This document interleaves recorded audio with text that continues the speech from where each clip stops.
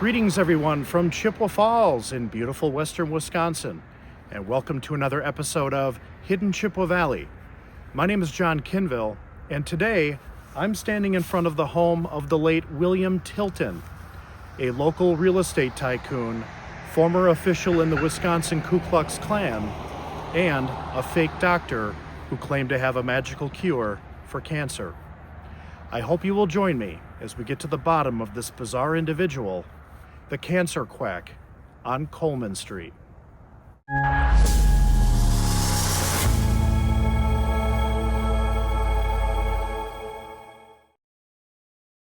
On Tuesday, February 8th, 1927, Chippewa Falls police officers arrived at 617 West Coleman Street, the home of 58-year-old William Lewis Tilton and the site of his Tilton Institute, a so-called cancer hospital, and took him into custody.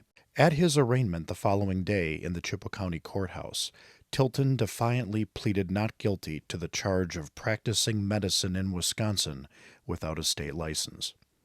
Where the state saw a medical quack who had conned and endangered the lives of hundreds of unwitting illegal clients, Tilton saw himself as a medical maverick and a savior to those the traditional medical community could not help. This is the story of William Lewis Tilton and his supposed magical cure for cancer.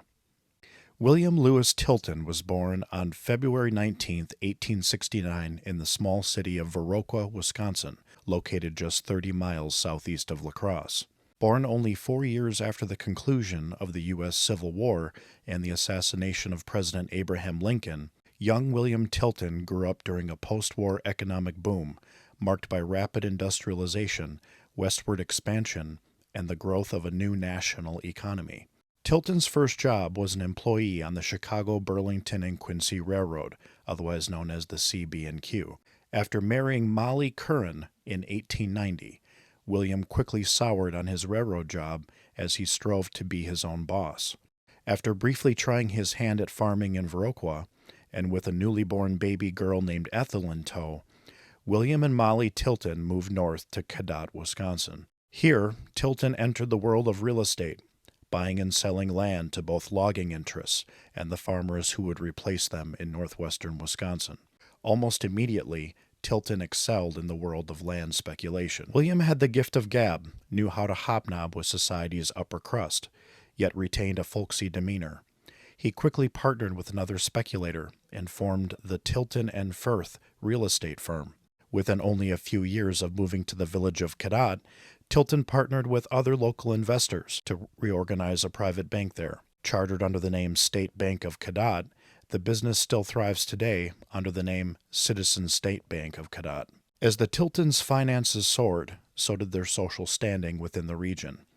William had amassed enough personal wealth to live among northwestern Wisconsin's elites on the West Hill of Chippewa Falls, a city located 15 miles due west of Cadott. They included icons such as brewer Matt Leinenkugel, son of legendary Jacob Leinenkugel, and lumber barons Edward Rutledge and William Irvin. In March of 1906, Tilton purchased a two-story Victorian home in the Queen Anne style at 617 West Coleman Street. Weeks later, Tilton opened an office in the city's bustling downtown. From there, he created an auction house business titled Tilton and Fletcher. In the coming years, Tilton expanded his business interests into a wide assortment of commercial activities, including tobacco, various fruits and vegetables, livestock and horses, and various species of wood and lumber. Given the home's proximity to downtown, 617 West Coleman Street became a frequent destination for those looking to purchase the goods he dabbled in. In March of 1911, William and Molly welcomed a second daughter to their family with the birth of Gertrude. The Tiltons were an extremely religious family, rooted in the Protestant tradition, and they worshipped at the Methodist Church in downtown Chippewa Falls. William always participated in church events, and Molly was active in the Women's Mission program.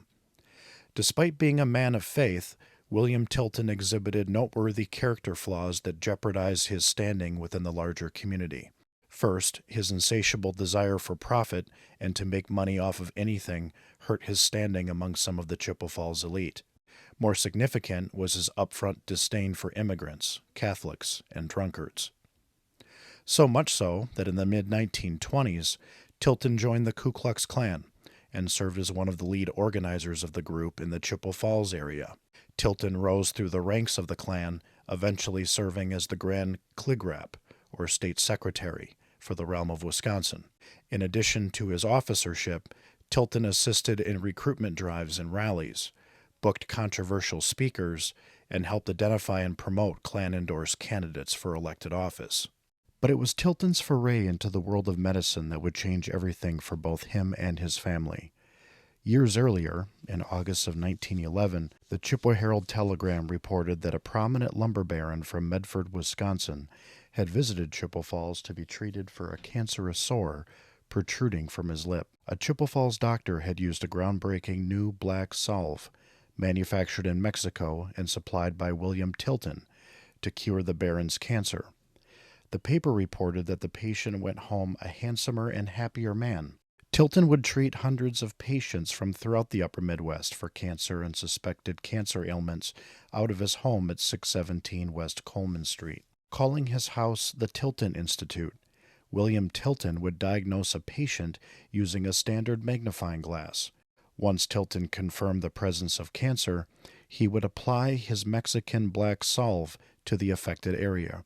Tilton explained how the black salve was a corrosive substance that killed both the cancerous and healthy tissue within the applied area. While most black cancer salves circulating in the early 1900s were known to contain a controversial ingredient called bloodroot, Tilton kept the active ingredients in his cure a carefully guarded secret.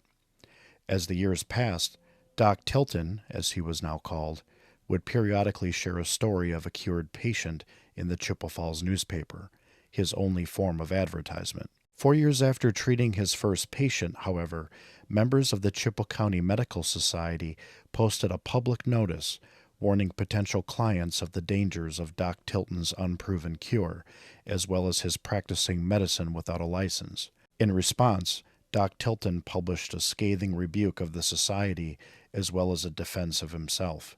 He wrote, "Whereas the Chippewa County Medical Society has served notice to the public and to themselves that a certain layman is exploiting and defrauding the people in unlawfully treating cancer growths, in consequence of this notice, I will notify the same public and society that though I may be doing my work contrary to the state law, I am curing cancer growths, and my success has caused lots of people to come to me without solicitation.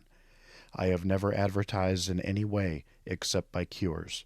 I have never yet lost a case except cases which have been operated on. Now, if this society can prove to the contrary, I will forfeit $500.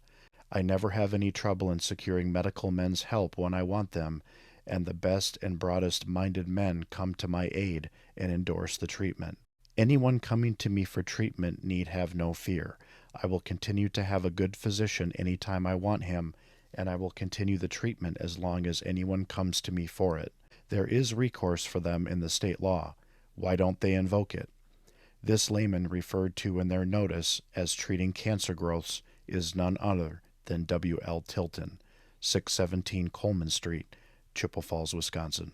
For 16 years, Doc Tilton treated between 800 and 900 patients from his home at 617 West Coleman Street, and had heady plans to expand his practice into a larger facility.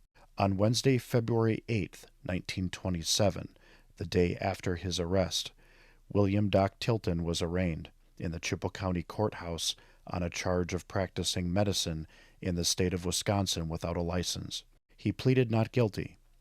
District Attorney Harold Stafford prosecuted the case on behalf of the Wisconsin State Board of Medical Examiners, which had recently concluded an investigation into the Tilton Institute. Tilton hired a locally prominent defense attorney named Orrin Larrabee. 4 months later, on June 14th, the trial of the state of Wisconsin versus William Tilton began. The state's first witness in front of a jury of 6 men and 6 women was Assistant County Clerk Mildred Gunderson, who testified that there was no medical license on file for William Tilton. A second state witness was William Krause, an investigator for the Wisconsin Board of Medical Examiners, who had made the complaint against Tilton. He testified that upon a visit to the Tilton Institute, he became alarmed when Tilton told him that his system for diagnosing surface cancers was with a magnifying glass, while his process for internal cancers was a secret. As for the black salve, Tilton refused to reveal his recipe as he was planning on obtaining a patent to protect it. As far as Krause was concerned, Tilton was one of the most egregious medical quackery practitioners he had ever run across. Since authorities were unable to find any of Tilton's salve, they could not test it for exact composition. One of the primary defense witnesses was Harry L. Roblin of Eau Claire. Roblin testified that he had sought treatment at the Mayo Clinic in Rochester, Minnesota, regarding a hard lump on his lower lip. Not convinced it was cancerous, the doctors at Mayo refused to treat Roblin. Undeterred, Roblin went to the Tilton Institute, where Doc Tilton used a large magnifying glass and several books on the subject of cancer to diagnose the lump as cancer. For the cost of $150, or approximately $2,900 in today's valuation, Doc Tilton removed the lump using a special black salve applied to the affected area and covered it with cotton. After the black salve had created a fissure where the cancer had been, a yellow salve was applied to the surrounding area as part of a healing step. A second defense witness, Hattie Hedner of Atwater, Minnesota, shared a similar experience with Doc Tilton. District Attorney Harold Stafford pressed both witnesses as to why the unlicensed Tilton thought they had cancer while other doctors had not. For both, defense lawyer Larrabee argued that physicians had not properly diagnosed their illnesses and that their consultations with Tilton were medical emergencies, and that each was therefore allowed to seek alternative medical care. In response, Stafford pointed out that the state statutes define a medical emergency as a form of extreme sickness, and that unlicensed individuals could only provide such care if all other licensed professional options had been exhausted. According to Stafford, neither of those conditions was met in either the Roblin or Hedner situations. After both sides rested their cases, the jury of 6 women and 6 men deliberated for just 15 minutes. They returned a unanimous verdict of guilty on 2 counts of practicing without a medical license. Tilton complained that countless numbers of future patients were now in danger of dying when they could have been otherwise saved.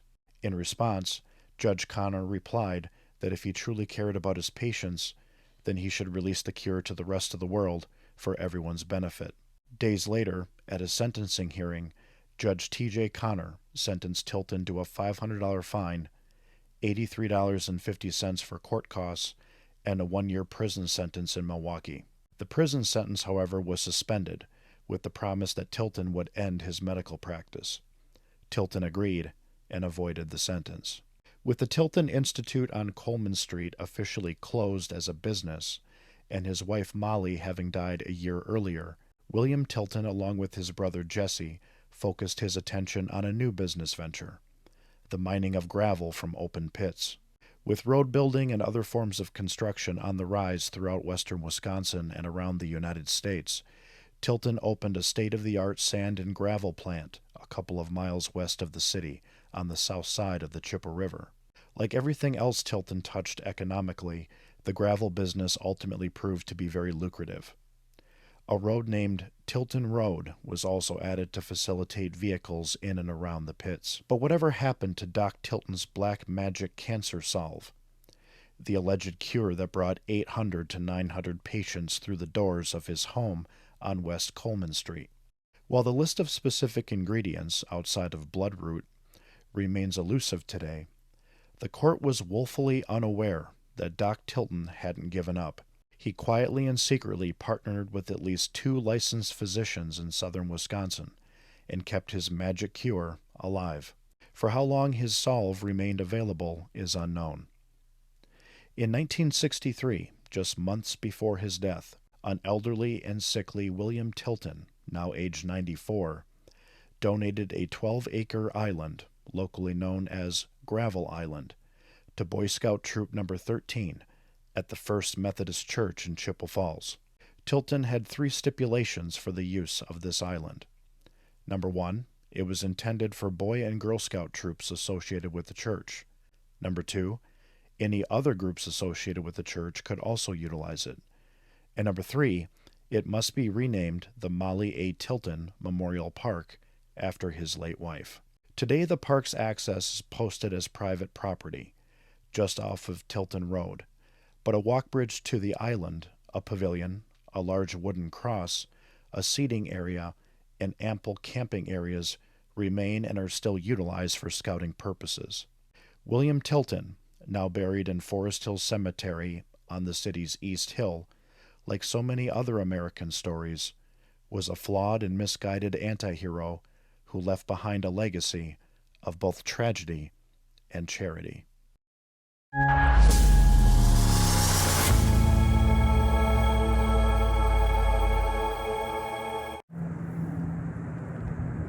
Thank you for joining me on this episode of Hidden Chippewa Valley with John Kinville, Cancer Quack on Coleman Street. And until next time, never forget that together we become witnesses to the past and keep their stories alive.